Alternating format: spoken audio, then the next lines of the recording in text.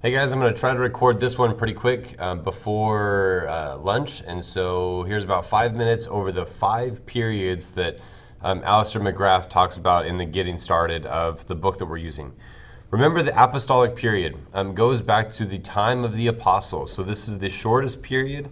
This is the period of the earliest church. And during the apostolic period, Christianity really spread quite rapidly throughout the Mediterranean. Especially because of Paul's missionary journeys. The church pooled all of their money together and they helped fund a lot of these missionary journeys. Now, these journeys were to non-Jews, to what the New Testament calls Gentiles, and it is during the apostolic period that Christianity, although it is an illegal religion in the empire, really spreads quite rapidly. So the main literature of this period are the many books that we have in the New Testament and then outside the New Testament as well. So there's a lot of literature here. The next period that we need to talk about is the patristic period. So the patristic period is the period of the church fathers. And this is basically from around the year 100 to about 451. This is the time where we saw many Christian councils. The Christian councils that gathered together to argue, to debate many theological issues.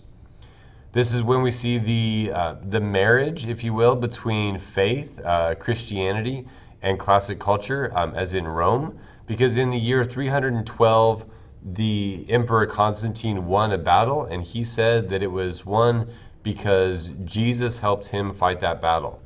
A year later, in 313, he issues the Edict of Milan, thereby accepting Christianity as a tolerated religion in the empire.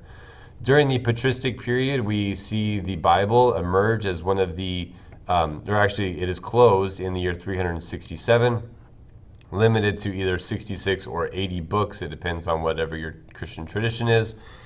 And this is, again, I said we have a lot of church councils, and they meet to talk about Jesus, to define who God is, to talk about the church.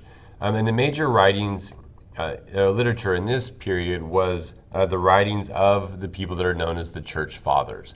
Again, this is the patristic period. Next, this should be a little bit more familiar to you. This is the Middle Ages. One of the, by far, the longest periods in Christian history, because for the first several hundred years, not much happened. Yes, there were a few councils, but it really was a darker time in theological circles because there wasn't a lot of theology that was produced. Later on, though, around the 12th century, we start to see the rise of what's known as scholasticism, where Christians deal with the relationship between faith and reason.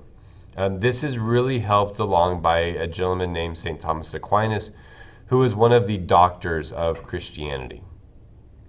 We start to see the rise of the institution of the church. What is the relationship between the Pope and the Holy Roman Emperor? Think back to some of those stories. Who has authority?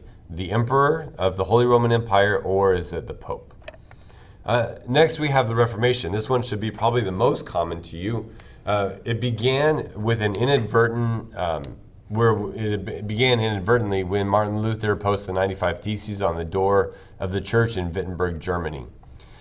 He was really trying to reform the Catholic Church. He was not trying to start his own tradition.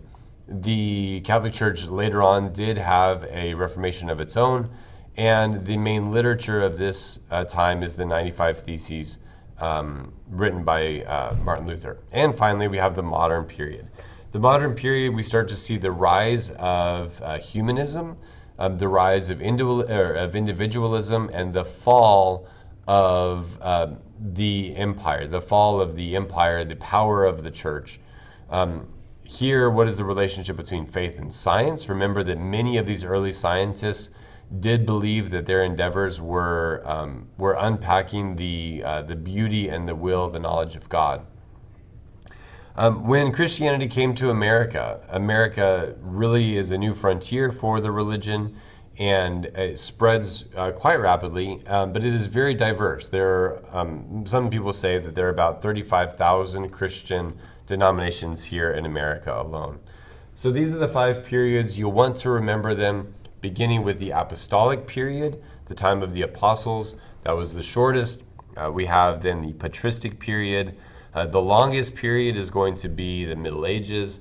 We have the Reformation period, which went for a couple hundred years before the Enlightenment, and we are still in what scholars consider the modern period.